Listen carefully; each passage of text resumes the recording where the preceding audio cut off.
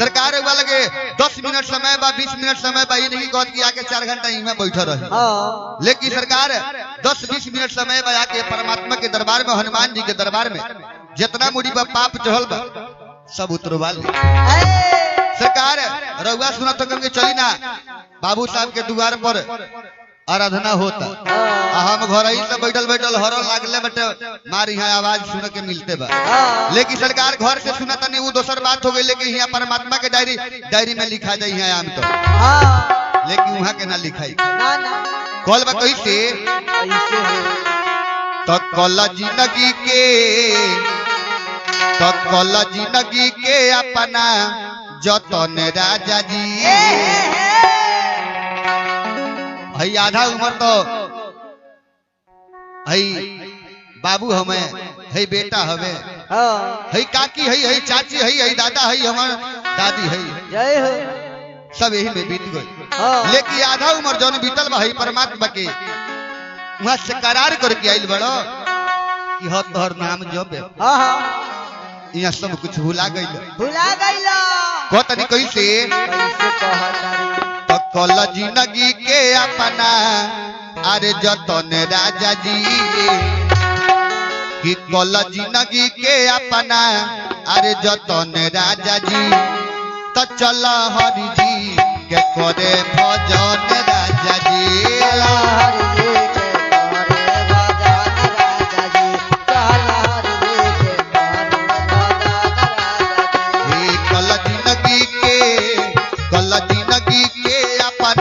जतन राजा जी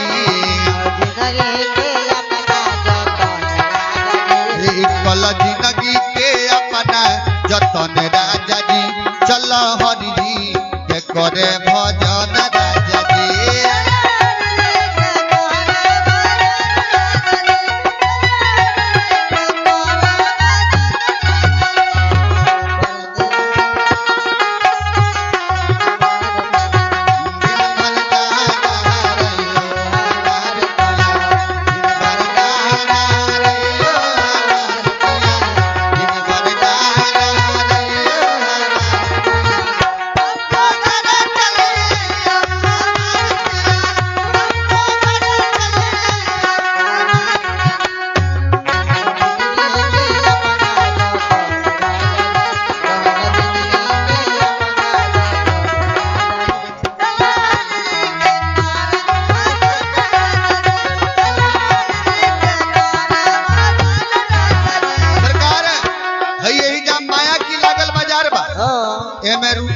घुसल या फसल बेकार बा,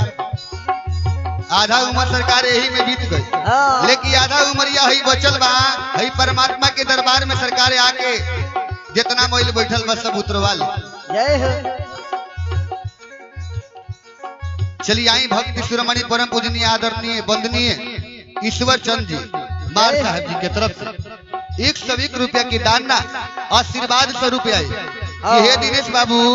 अरे बिहने जैतापुर चौक पर 100 रुपए का मिठाई सब सारा समाज के खिया दी है,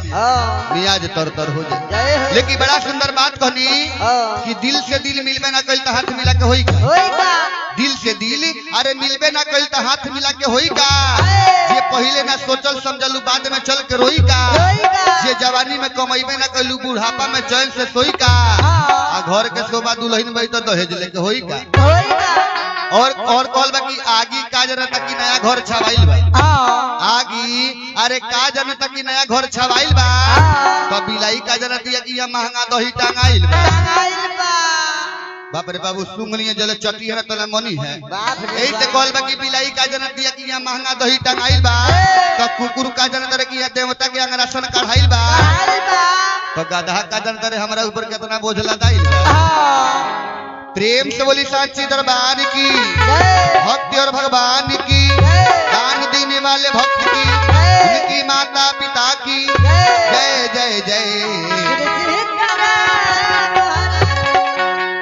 सरकार कवि जी बतवनी कि यही जमाया के लागल बा जारे बाबा जारे बा,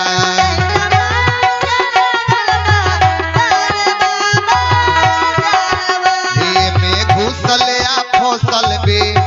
तारे बाबे तारे बा यही जमाया के लागल बा जारे बाबा जारे बा इमे घुसल या फसल बे तारे बाबे तारे बा रह भगती में हरदम मगन राजा जी रह भगती में हरदम मगन राजा जी चल हरि जी के करे भजन राजा जी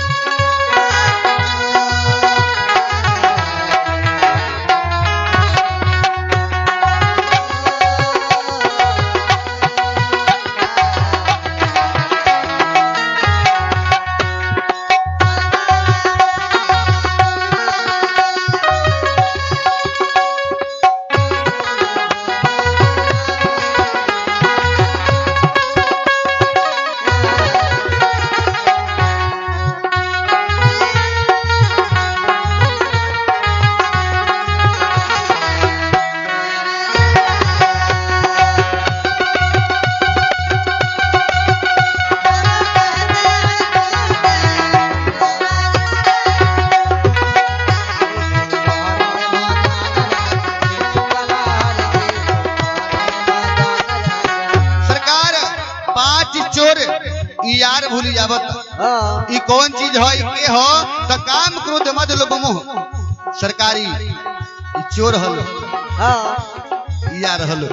ई सरकार है ई अपना मोरी घींची डालोगे लेकिन सरकार जे सब के बचा के रख लेलक उहे भक्तवा कैसे हे पांच चोराबाई यार भूली यावता भूली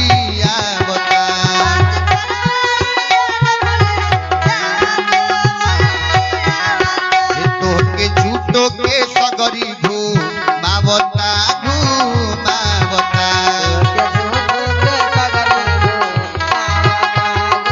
हे पांच चोराबाई यार भूली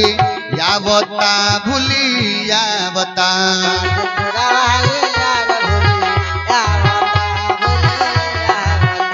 तो के झूठो के सगरी घूमावता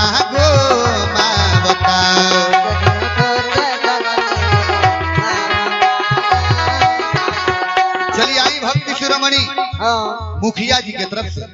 श्री कृष्णा सिंह जी के तरफ से मुखिया जी के तरफ से 201 रुपया के दान ये हनुमान जी के दरबार में पहुंचल हनुमान जी से विनती रही प्रार्थना रही कि वहां के हर मनोकामना पूरा करत रही। अभी सरकार मुखिया के पद पर बने हनुमान जी से विनती करम प्रार्थना करम कि अगला विधायकीय के टिकट मिलो ये हनुमान जी से विनती रही। लेकिन बड़ा सुंदर बात कहली कि जब घर ही में माई बाबू जिंदा बालोग तो पत्थर पर माला चढ़ावला जला जब घर ही में माई बाबू जिंदा बालोग तो पत्थर पर माला चढ़ावला जला दाल में कुछ काला होके तो प्रीति निभावल ना जला बेटी सयानी हो गई पर घर घर घुमावल ना जला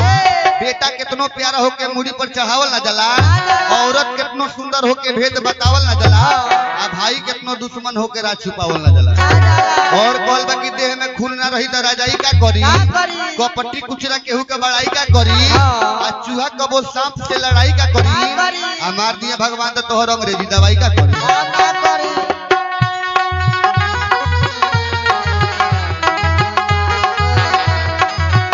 तो के झूठो के सगरी घो मावता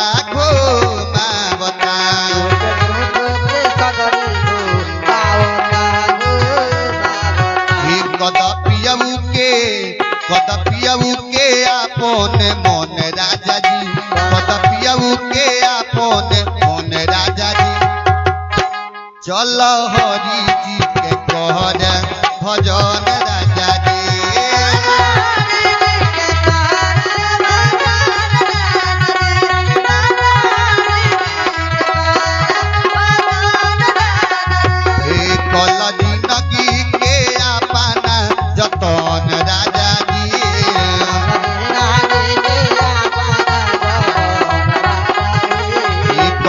जिंदगी के अपना जतन हे राजा जी चल